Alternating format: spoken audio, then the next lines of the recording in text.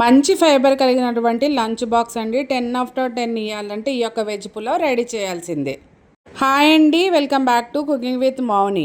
Lunch box series episode 5గా మనం చేసుకుందాము వెజ్ పులావ్ అండి. ఇందులో ఎన్నో రకాలైనటువంటి హెల్త్ బెనిఫిట్స్ ఉన్నాయి.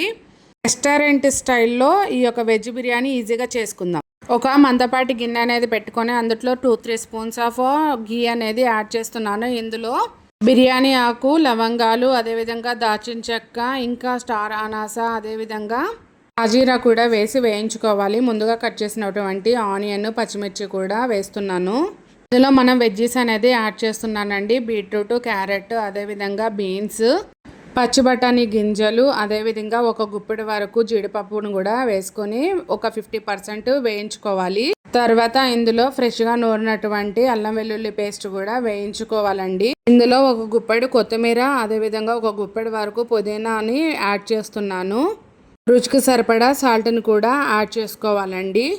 వీటన్నిటిని ఒకసారి కలుపుకొని మనము వాటర్ అనేది యాడ్ చేసుకోవాలి. వాటర్ ఎలా యాడ్ చేయాలి అంటే ఒక గ్లాస్ రైస్కి 2 గ్లాసెస్ ఆఫ్ వాటర్ అనేది యాడ్ చేయాలి. మనం బాస్మతి రైస్ చేసినా కానీ ఆ విధంగా యాడ్ చేసుకుంటే సరిపోతుంది. యాడ్ చేసి మూత పెట్టుకోవాలి. చూస్తున్నారు కదా, 5 మినిట్స్ తర్వాత ఇలా పొంగొచ్చిన వెంటనే మనం బాస్మతి రైస్ అనేది అప్పటికప్పుడు కడిగి ఈ యొక్క వాటర్లో యాడ్ చేయాలండి. ఒక్కసారి రైస్ అంతా కూడా కలుపుకొని మూత పెట్టి ఒక 5 మినిట్స్ అయిన తర్వాత చూసాము అంటే చూసారు కదా, ఎంతో టేస్టీ అయిన రెస్టారెంట్ స్టైల్ మరియు అదే రుచితో ఈ యొక్క వెజ్ బిర్యానీ అనేది రెడీ అయిపోయిందండి.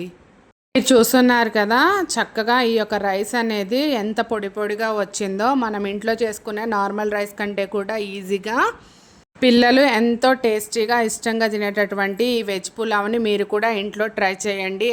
వెజ్ బిర్యానీలోకి ఎప్పుడు చేసుకునేటటువంటి రైతా కాకుండా ఈ విధంగా కీరా దోసకాయని యూజ్ చేసి చేశారు అంటే ఎంతో టేస్ట్ అనేది వస్తుందండి.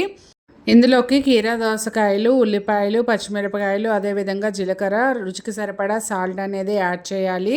చివరగా కర్డ్ అనేది వేసి మొత్తంగా కలుపుకొని సర్వ్ చేసామంటే ఎంతో టేస్టీ అయినటువంటి పులావ్ ఇంకా రైతా అనేది రెడీ అండి. ఇప్పుడు సర్వ్ చేసుకొని తిన్నామంటే ఎంతో టేస్టీగా ఉంటుంది. వీడియో కనుక నచ్చితే లైక్ చేయండి, షేర్ చేయండి, సబ్స్క్రైబ్ చేయండి. Thank you for watching.